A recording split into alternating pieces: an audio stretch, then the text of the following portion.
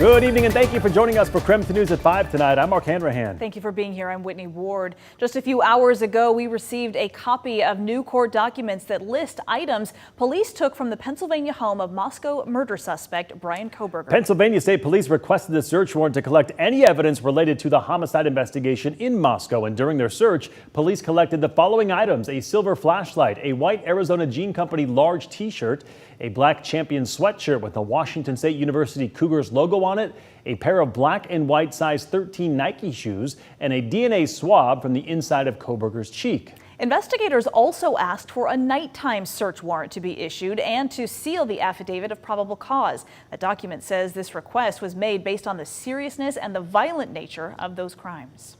Now, this update comes as the University of Idaho will receive $1 million from the state of Idaho for extra security costs that followed the deaths of those 4 students. In our commitment to bring you more to every story, we take a closer look at what the funding was used for. KREM 2's Amanda Rowley obtained a copy of estimated expenditures for the University of Idaho. She is joining us live in the newsroom tonight with those details. Amanda? The University of Idaho's request for $1 million in funding for extra security costs was approved unanimously by the state's budget committee. It's a one-time supplemental funding separate from funds the Idaho governor allocated to the homicide investigation. The Idaho legislature's Joint Finance Appropriations Committee members all agreed the University of Idaho would get its request for $1 million. The House vote is unanimous. The supplemental funding would go to the university for services relating to the increased security on campus following the deaths of 4 U of I students.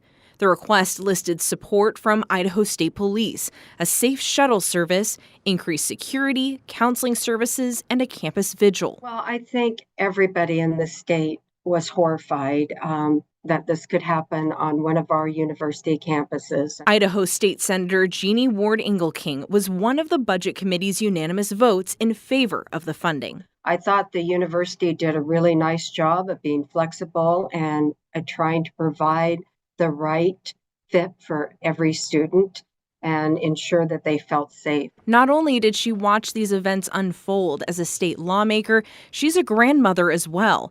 2 of Senator Ward Engelking's grandchildren attend the U of I. We were certainly very concerned when the incident happened in Moscow. We were very worried. The university shared a list of how the $1 million in funding has been used and will be used through the end of the school year in May. Several $100,000 went toward Idaho State Police, their meals and lodging, third-party security, increased campus security, crisis media consultants, and consultants for a review of campus security and policies. It must have been just devastating to all of them, and yet they stepped up and they took care of our children. The university's expenditures also include counseling and crisis support provided to students and staff.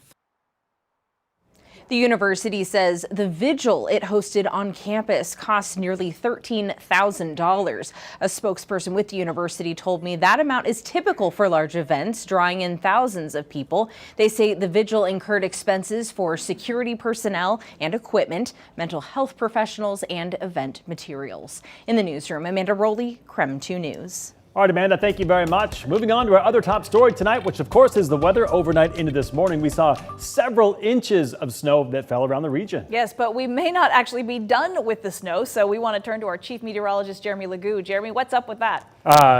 Winter. But we're done with it. Yeah, we don't want that anymore. A lot of us are, but Whitney, here's the way I'm going to say it. I've been saying this to everybody I've been seeing lately. It's going to snow. Oh, you can either be stoked about it or upset about it, and so it's just kind of about choosing that mindset. Isn't the last day of like meteorological winter today, though? Yeah, dude. Oh, and then we get to spring snow. I did it again. Yeah. All right. I don't know if everyone shares your enthusiasm, Jeremy, although I do appreciate, like look for the silver lining, but yeah. Seriously. All right, let's look for that silver lining. Right now, temperatures are above freezing across much of the inland Northwest. And with our temperatures still staying up pretty warm, wow, look at Coeur d'Alene. Now, what a drop in the past hour there. 24 for you and 29 in Deer Park. Those temperatures are going to drop quickly. We have light wind, clear skies, and tons of snow on the ground. Kind of the perfect recipe to watch those temperatures dive. We're going to get rid of some of those lingering snow showers. Don't expect much more in the way of accumulation, but do expect a very cold Wednesday morning. How about this one for you? 15 degrees is what we wake up to, 36 by the afternoon, so we'll melt it once again. We cool down Thursday. We see another round of light snow Thursday. And then as we get into Friday, well, mostly sunny and warm before more snow this weekend. Sorry. All right. I guess we'll be okay with that, Jamie. Well, that overnight snow led to school closures and delays, and it made for a messy morning commute for thousands of people across the inland Northwest. KREM 2's Shannon Mowdy is breaking down now all the impacts we saw from this storm, including power outages and crashes.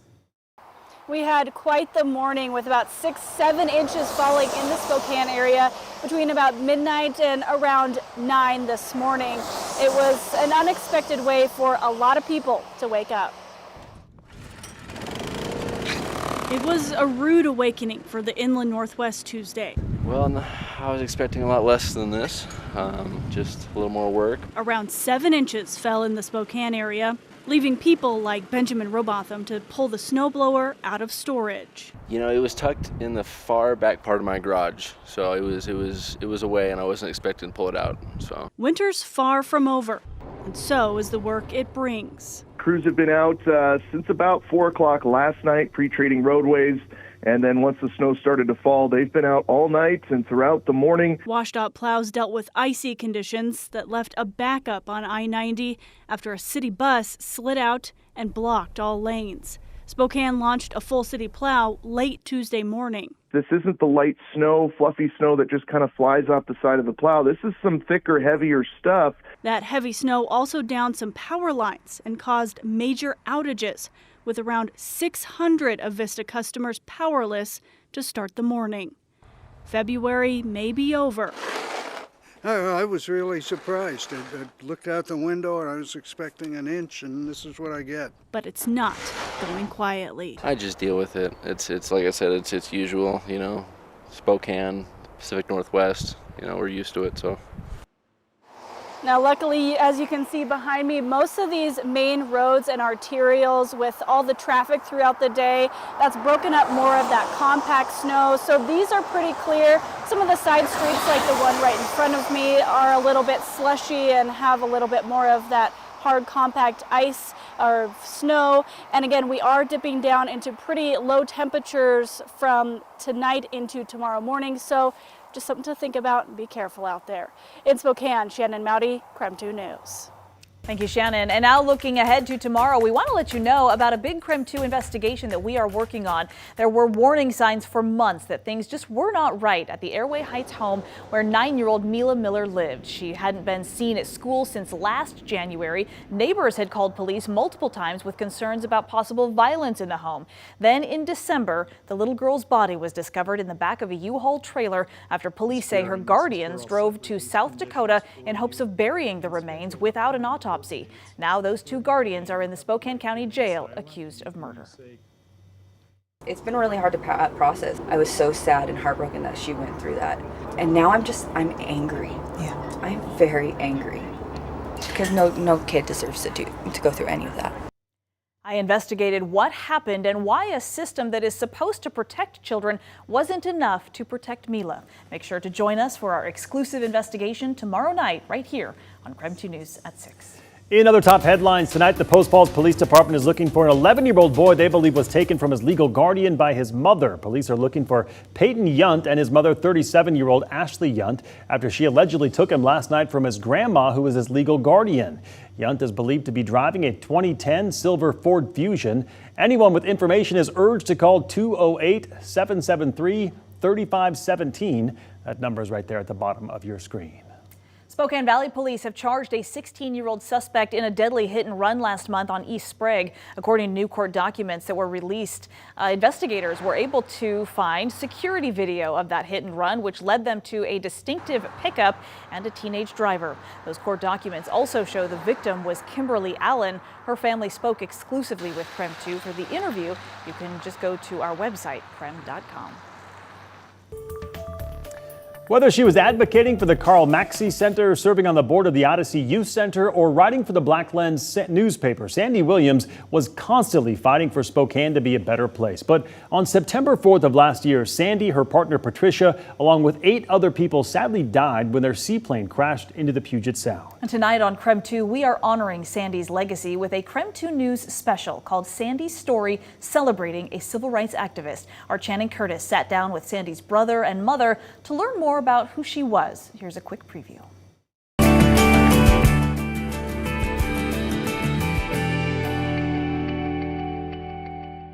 Was she always so just kind of fearless and outspoken? I wouldn't call her that, but I'd call her she was determined. I think Sandy was the person that always wanted to advocate for the underdog. And whether that was, we go out and try to get a Christmas tree in the Christmas tree lot.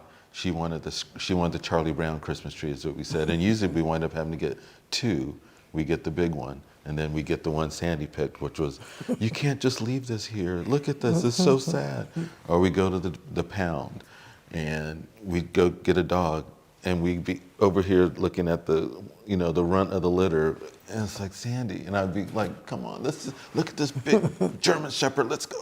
Nope. And we come home with, so it was that, where that got baked in, I'm not sure, but I mean, it was clearly there, and we saw it every day. It was, we knew where, whatever the situation was, if there was an underdog in that vicinity, Sandy was going to advocate for it, and we were going to wind up responding to it.